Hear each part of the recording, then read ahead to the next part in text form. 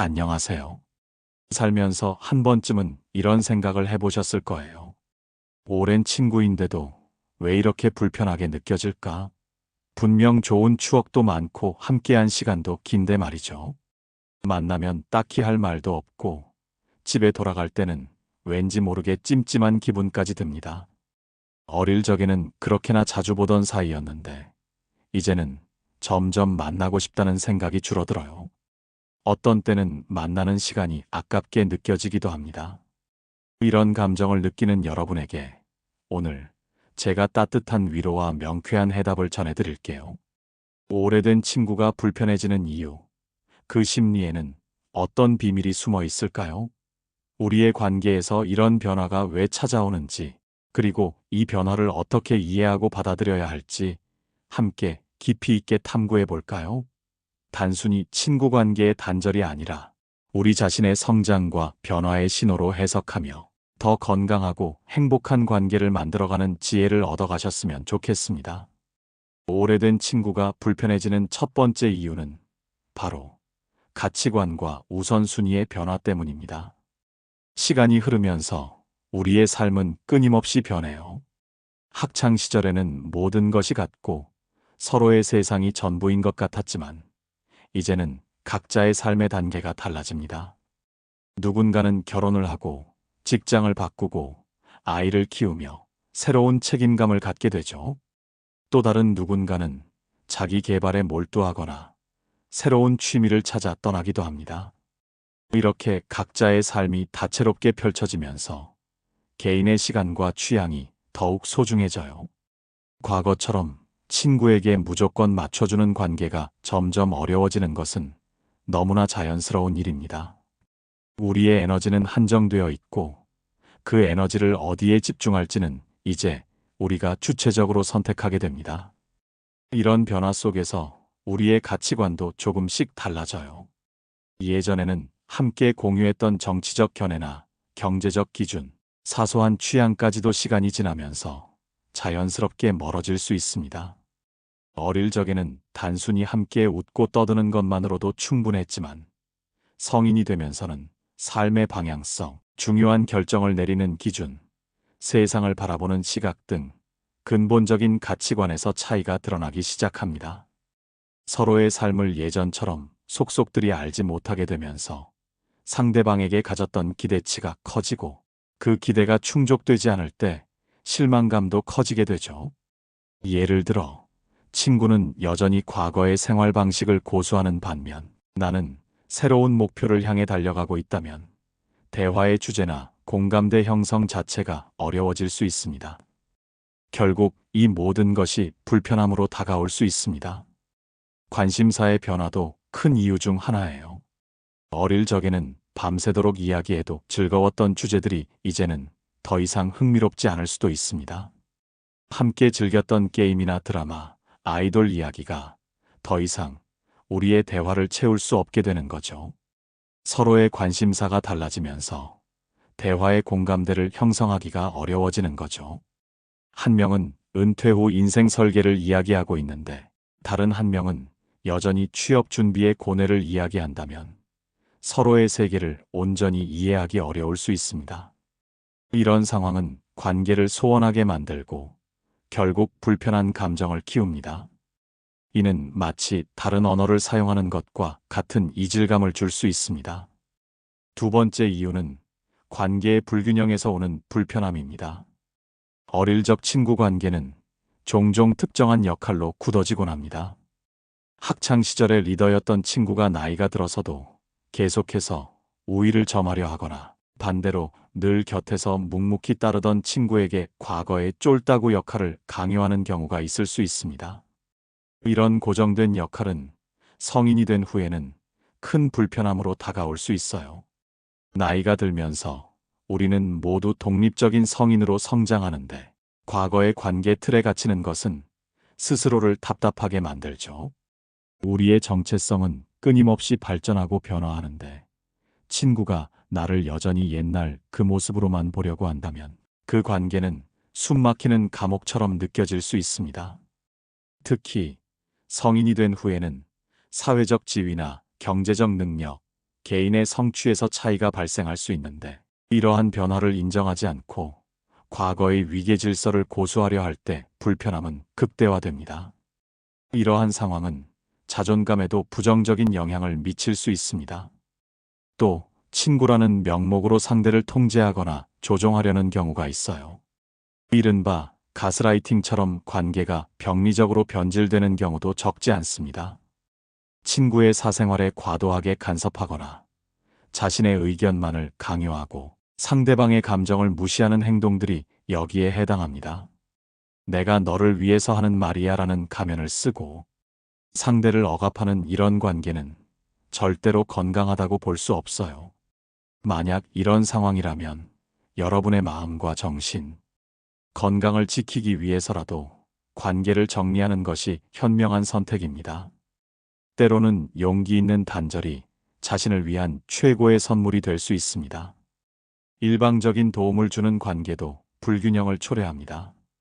한쪽이 계속해서 금전적, 심리적, 시간적 도움을 주게 되면 받는 쪽은 마음의 빚을 지게 되고 이는 평등한 관계를 유지하는 데 큰 어려움이 됩니다. 친구 관계는 서로가 주고받는 균형이 중요하니까요. 이러한 불균형은 결국 한쪽에게는 부담감과 피로감을, 다른 한쪽에게는 미안함이나 죄책감을 안겨주며 관계를 서서히 무너뜨릴 수 있습니다. 진정한 친구는 서로의 어려움을 나누고 기쁨을 함께하는 것이지 일방적인 희생을 요구하는 관계가 아니라는 점을 기억해야 합니다. 세 번째로는 여러 가지 심리적 요인들이 불편함을 만들 수 있습니다. 가장 흔한 것이 바로 매몰 비용 오류예요. 함께한 시간이 아까워서 불편한 관계를 쉽게 정리하지 못하는 경우가 많죠. 우리가 함께한 시간이 얼만데 이렇게 오래 알고 지냈는데 이제 와서 끊는 건 아니지 않나? 라는 생각 때문에 현재의 불편함을 애써 외면하고 과거의 관계에 묶여 있는 거예요. 하지만 과거의 친밀함이 현재의 피로감을 정당화할 수는 없습니다. 우리의 에너지는 한정되어 있고 그 에너지를 소중하게 사용해야 하니까요. 미래를 위해 현재의 행복을 희생하는 것은 결코 바람직하지 않습니다. 어쩌면 매몰 비용 오류는 우리 스스로에게 과거의 굴레를 씌우는 것일 수도 있습니다. 새로운 관계를 맺을 기회를 박탈하고 스스로의 성장을 가로막는 행위가 될 수도 있다는 점을 인지해야 합니다. 또 다른 심리는 바로 착한 사람 콤플렉스입니다. 누군가를 거절하거나 상처 입히는 것을 꺼려해서 불편함을 느껴도 좀처럼 내색하지 못하는 경우가 많습니다. 나 때문에 친구가 상처받으면 어쩌지? 내가 너무 이기적인 건 아닐까?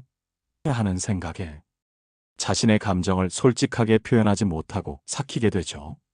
하지만 자신의 감정을 숨긴 채 유지되는 관계는 결국 균열이 생기기 마련입니다. 진정한 관계는 솔직함 위에서만 건강하게 자랄 수 있어요. 우리의 감정은 관계의 중요한 나침반이 되어줍니다. 불편함을 느낀다는 것은 그 관계에 어떤 문제가 있다는 신호이며 이를 외면하는 것은 결국 스스로를 불행하게 만드는 길입니다. 때로는 상대방을 위해서라도 솔직하고 명확한 태도를 보이는 것이 장기적으로는 더 건강한 관계를 만드는 데 도움이 됩니다. 외로움에 대한 두려움도 큰 부분을 차지합니다. 친한 친구를 정리하면 왠지 외로워질까봐 좋지 않은 관계인 줄 알면서도 억지로 붙잡으려는 심리가 작용할 수 있습니다. 이 친구마저 없으면 나는 정말 혼자가 되는 건 아닐까? 라는 불안감에 시달리기도 합니다. 하지만 관계는 양보다는 질이 훨씬 중요합니다. 여러분 주변에 많은 사람이 있는 것보다 여러분의 마음을 편안하게 해주고 긍정적인 에너지를 주는 소수의 사람들과 함께하는 것이 훨씬 더 행복하고 건강합니다. 외로움을 느끼는 것보다 불편한 관계에 갇혀 에너지를 소모하는 것이 더 큰 손해일 수 있습니다. 진정한 외로움은 주변에 사람이 없는 것이 아니라 관계 속에서 고립감을 느끼는 데서 온다는 사실을 기억해야 합니다. 자신을 위한 관계를 선택하는 용기가 필요합니다. 그리고 마지막으로 자기 인식 부족도 불편함을 야기합니다. 자신의 욕구를 억누르고 타인에게만 맞추려고 하면 내면은 점점 공허해지고 불행해질 수 있습니다. 나는 무엇을 진정으로 원하는지, 어떤 관계에서 행복을 느끼는지 스스로에게 질문하고 답을 찾아야 합니다. 자신을 이해하지 못하면 타인과의 관계에서도 진정한 만족감을 얻기 어렵습니다. 여러분 스스로가 중심이 되는 삶을 살아가면서 자신의 가치관과 맞는 사람들과 관계를 맺는 것이 정말 중요합니다. 자신을 존중하고 사랑하는 마음이 단단할수록 우리는 불필요한 관계에 얽매이지 않고 건강한 관계를 선택할 수 있는 힘을 얻게 됩니다. 네 번째는 상황적인 요인들도 불편함을 만들 수 있어요. 바쁜 일상 속에서 연락 빈도가 줄어드는 것은 너무나 자연스러운 일입니다. 학창 시절처럼 매일 얼굴을 보고 연락을 주고받을 수 있는 환경이 아니기에 사회생활과 각자의 삶에 몰두하면서 자연스럽게 소원해질 수 있습니다. 연락이 뜸해지면서 관계가 자연스럽게 소원해질 수 있어요. 이는 누구의 잘못도 아닌 그저 삶의 흐름일 뿐입니다. 이러한 변화는 우리 모두에게 일어나는 자연스러운 현상이며 이를 받아들이는 자세가 필요합니다. 물질적인 변화도 친구 관계에 영향을 미치곤 합니다. 한쪽의 경제적 상황이 크게 변하면 만남 자체가 부담스러워질 수 있어요.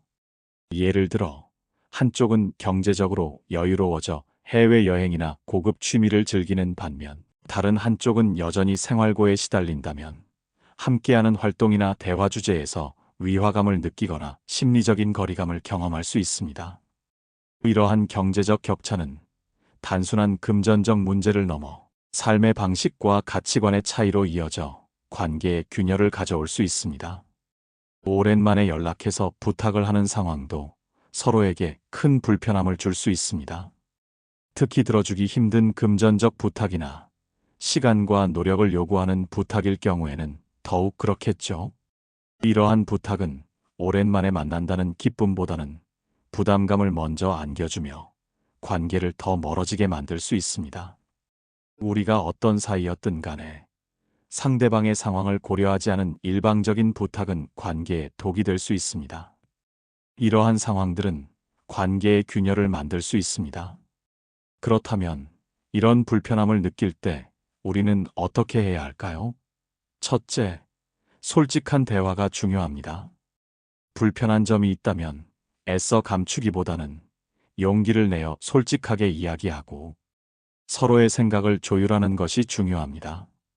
물론 쉽지 않겠지만 관계를 개선하고 싶다면 꼭 필요한 과정입니다. 서로의 감정을 존중하며 차분하게 대화하는 노력이 필요합니다. 나는 이러이러한 점이 불편해라고 자신의 감정을 전달하되 상대를 비난하거나 공격하는 말투는 피해야 합니다. 솔직한 대화는 오해를 풀고 서로를 더 깊이 이해하는 계기가 될 수 있습니다. 때로는 이러한 대화를 통해 관계가 더욱 단단해질 수도 있습니다. 둘째, 적절한 거리두기도 좋은 방법이에요. 모든 관계가 반드시 예전처럼 친밀해야 할 필요는 없습니다.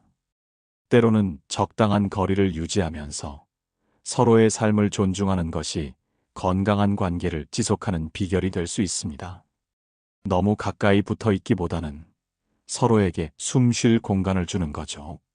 연락 빈도를 줄이거나 만남의 횟수를 조절하는 것만으로도 관계의 질이 훨씬 좋아질 수 있습니다.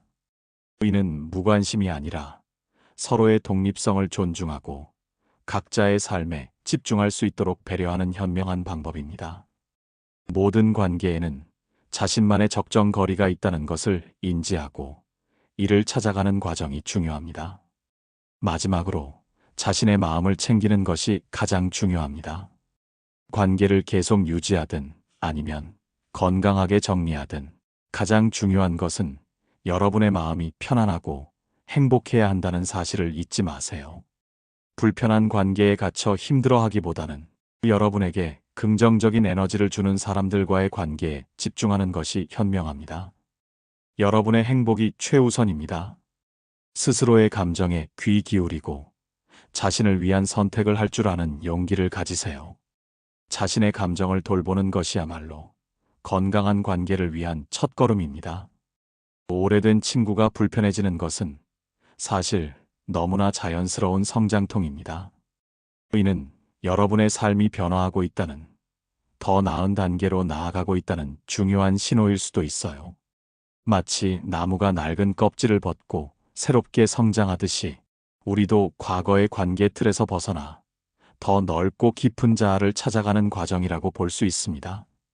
때로는 익숙한 관계가 낯설어질 때 비로소 진짜 여러분의 삶이 시작될 수도 있답니다. 쇼펜하우어는 이러한 변화를 인생이 다음 단계로 접어드는 아주 중요한 신호라고 강조했습니다. 우리의 가치관이 바뀌고 생각이 커졌다는 뜻이며, 이는 결코 나쁜 신호가 아닙니다. 오히려 우리의 성장을 축하하고 격려해야 할 일이죠. 이제는 여러분의 인생을 사세요. 진짜 여러분의 인생을 살 시간입니다. 과거의 관계에 얽매여 현재의 행복을 놓치지 마세요. 여러분은 충분히 소중하고 여러분의 행복은 그 누구보다 우선되어야 합니다. 이 영상이 여러분의 마음에 작은 위로와 도움이 되었기를 바랍니다. 혹시 공감이 되셨거나 궁금한 점이 있으시다면 주저하지 말고 댓글로 여러분의 이야기를 남겨주세요.